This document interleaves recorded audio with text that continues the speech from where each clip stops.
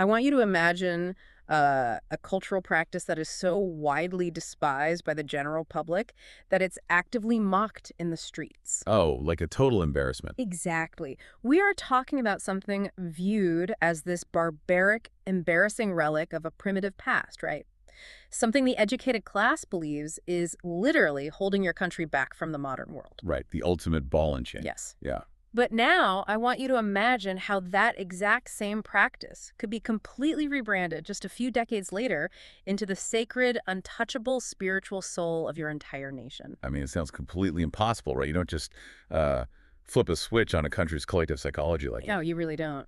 But if we dive into the archival sources, the historical texts and deep dive documentaries about late 19th century Japan, we actually see one of the most incredible feats of cultural engineering ever recorded. Yeah, and that's exactly our mission for today's deep dive. We are unpacking the fascinating 1895 establishment of the Dai Nippon Butokukai, or the DNBK, down in Kyoto. Because this single organization, they managed to save traditional Japanese martial arts from total extinction. Right. They transformed them from these totally obsolete battlefield tactics into a unified, state-sponsored educational empire. It's honestly mind-blowing when you look at the source material. It really is. And to even begin to understand the sheer scale of this rebranding miracle, you first need to grasp the absolute rock-bottom reality that Japanese martial arts were facing. Oh, they were at rock bottom for sure. Like, we have to mentally place ourselves in the early Meiji era, right after 1868.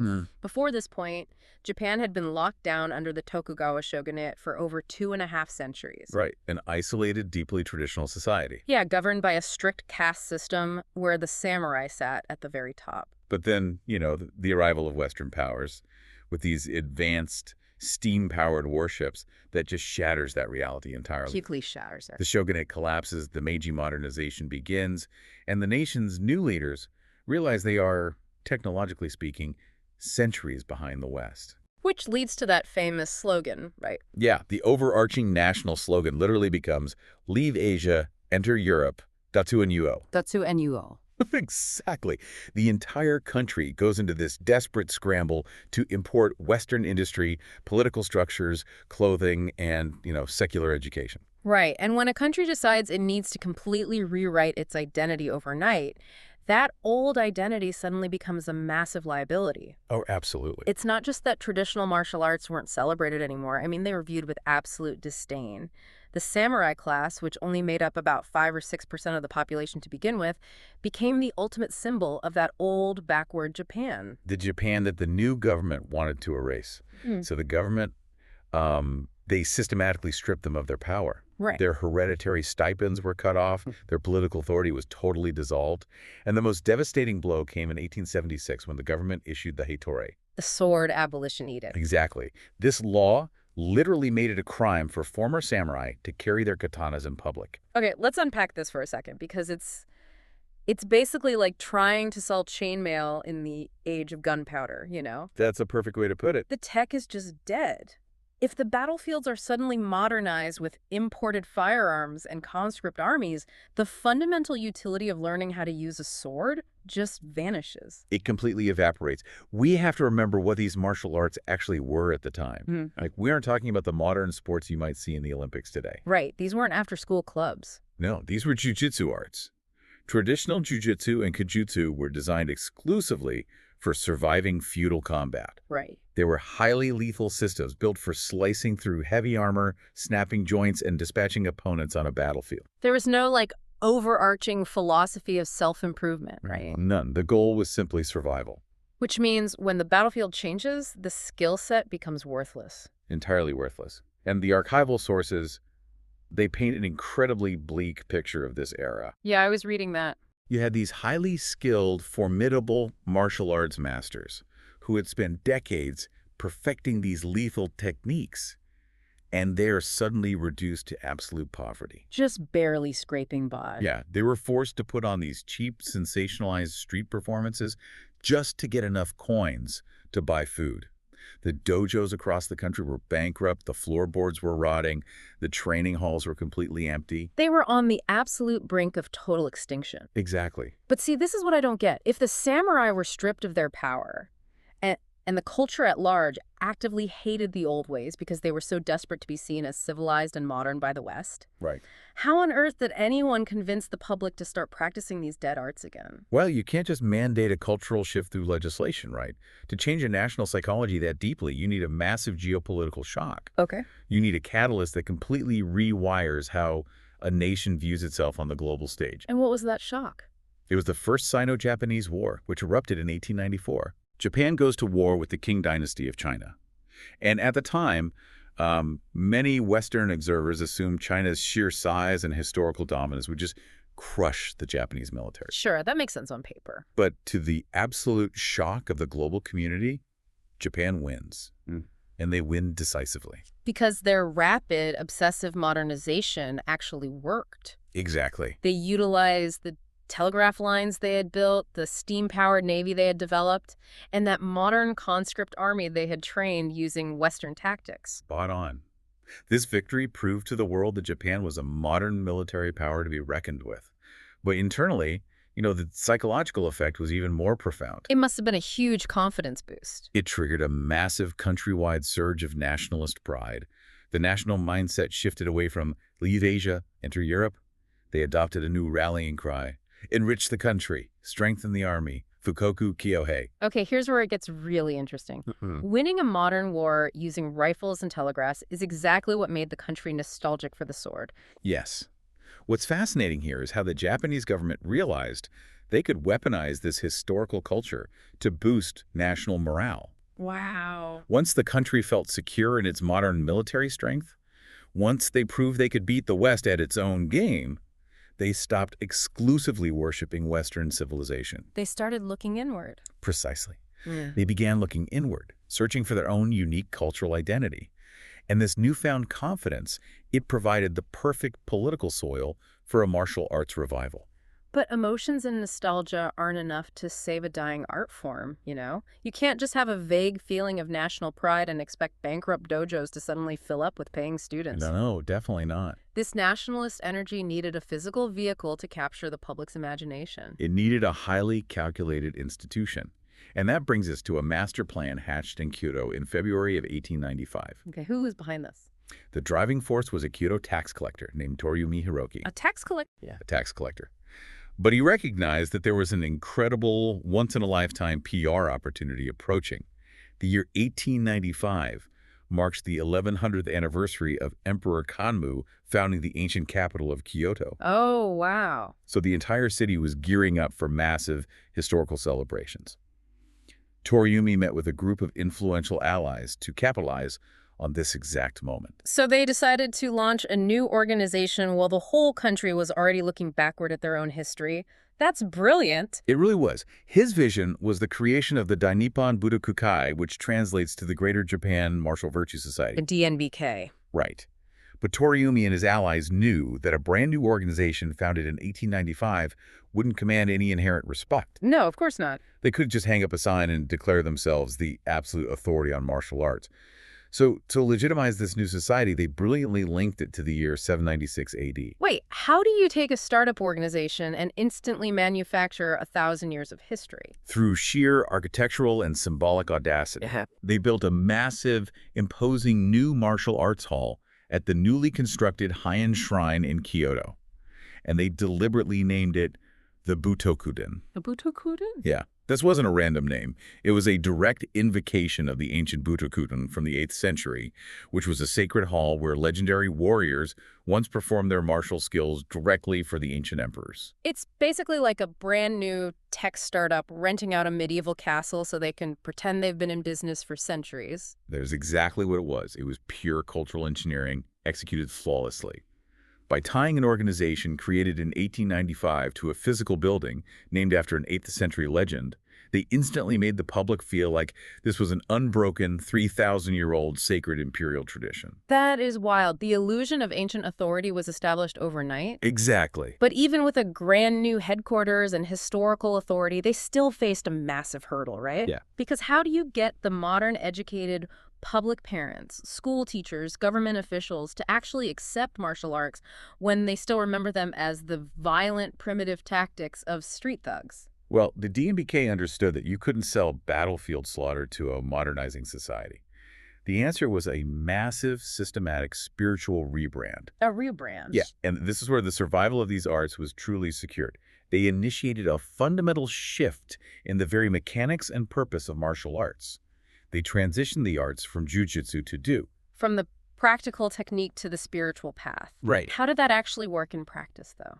So the DNBK looked closely at the model created by Jigoro Kano, the founder of judo. Okay. Kano had studied the lethal joint-snapping techniques of old jiu-jitsu, but he realized that if you are constantly injuring your students, you can't build a sustainable educational system. Yeah, it's bad for enrollment. Very bad. So he mechanically sanitized the art. He removed the eye gouges, the lethal strikes, and the most dangerous joint breaks.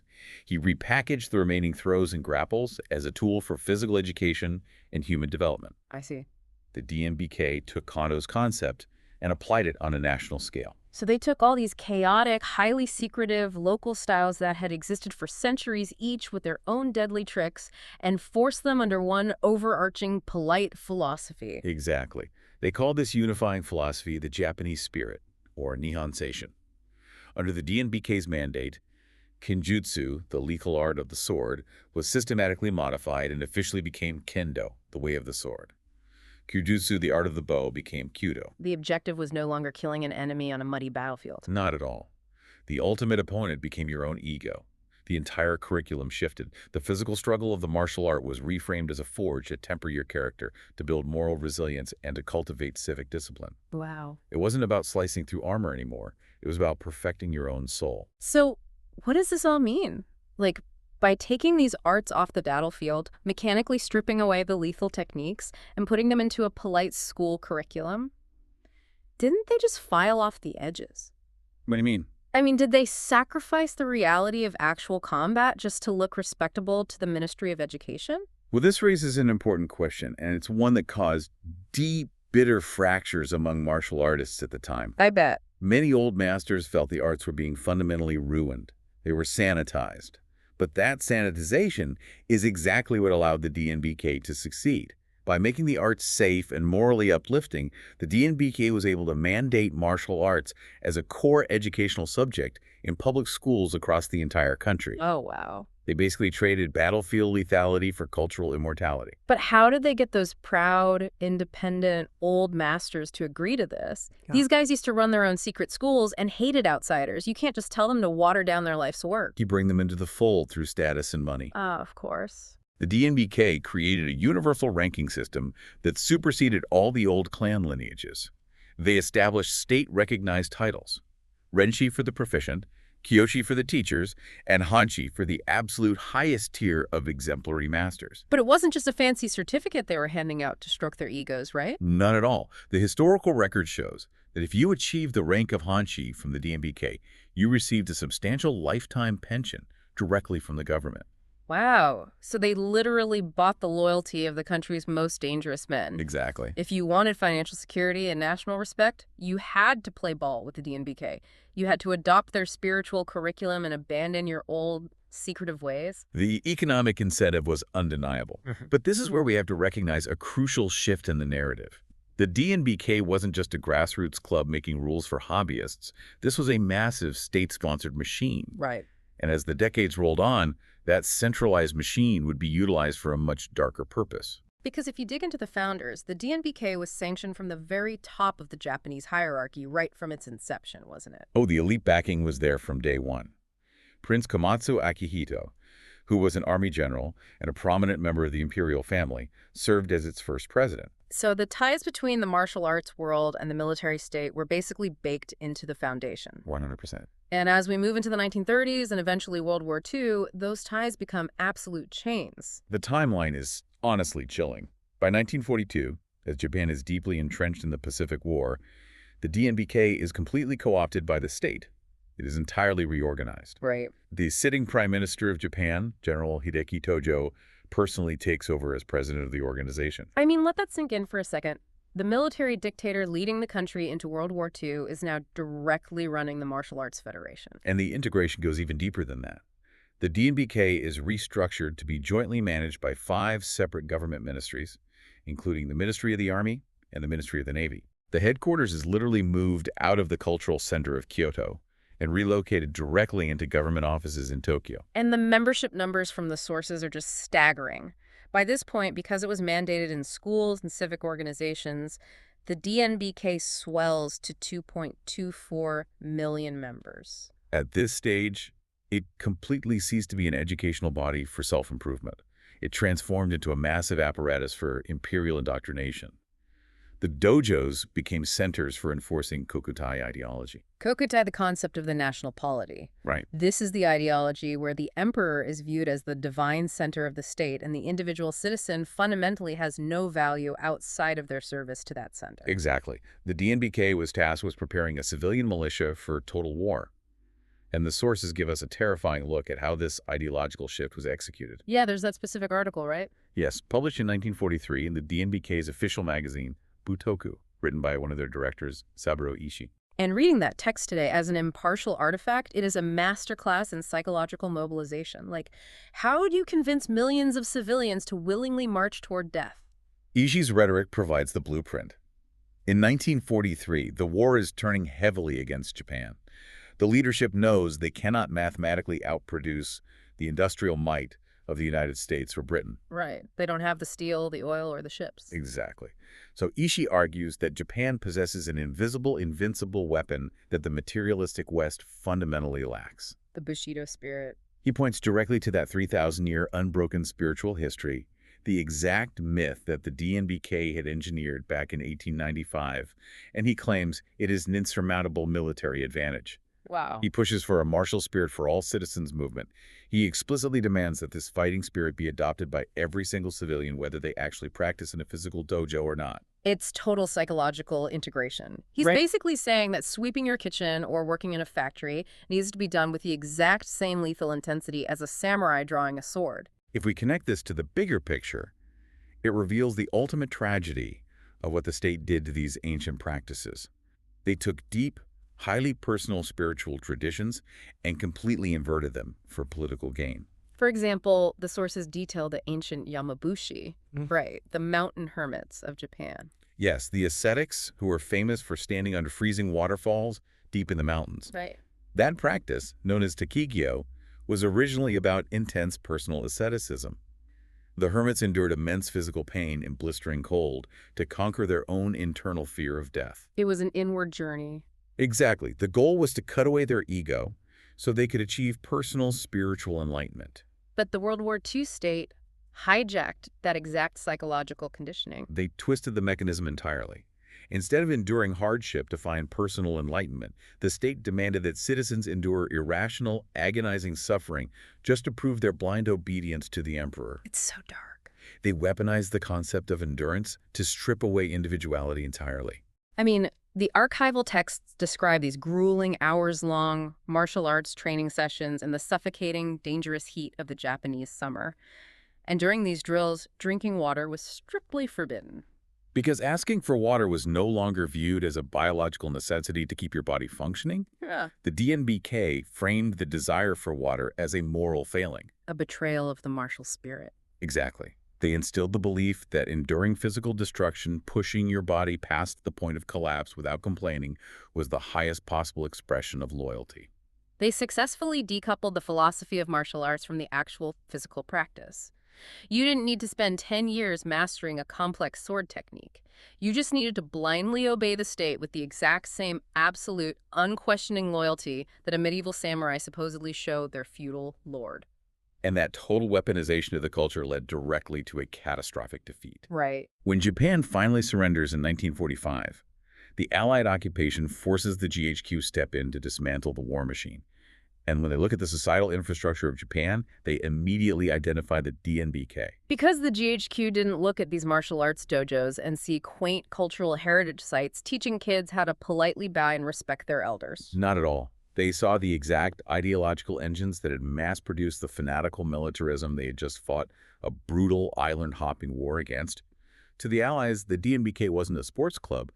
It was a psychological weapons factory. So the GHQ drops the hammer. In 1946, they issue a directive to completely dissolve the Dai Nippon Butokukai.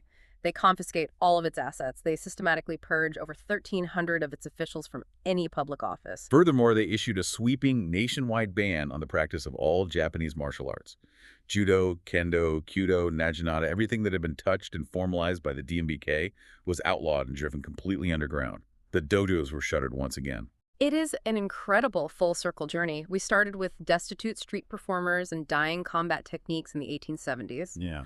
The DNBK stepped in, rescued them from obscurity, rebranded them with a brilliant 3,000-year-old spiritual myth centered around the Butokukai, and built a massive, respected educational empire. An empire that ultimately destroyed them. Exactly.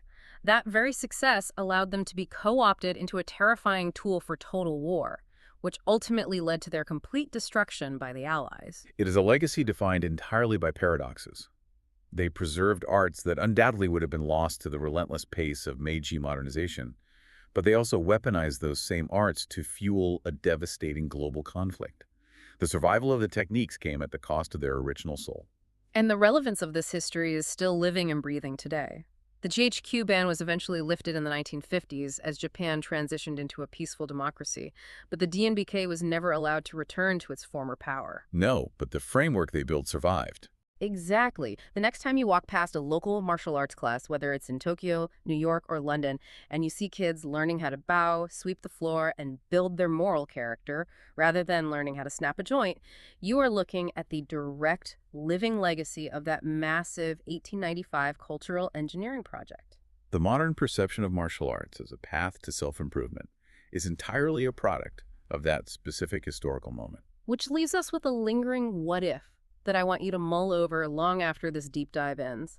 If the Allied occupation forces hadn't stepped in and completely dismantled the Dai Nippon Butokukai after World War II, would millions of people around the world be safely practicing judo and karate as peaceful international sports today?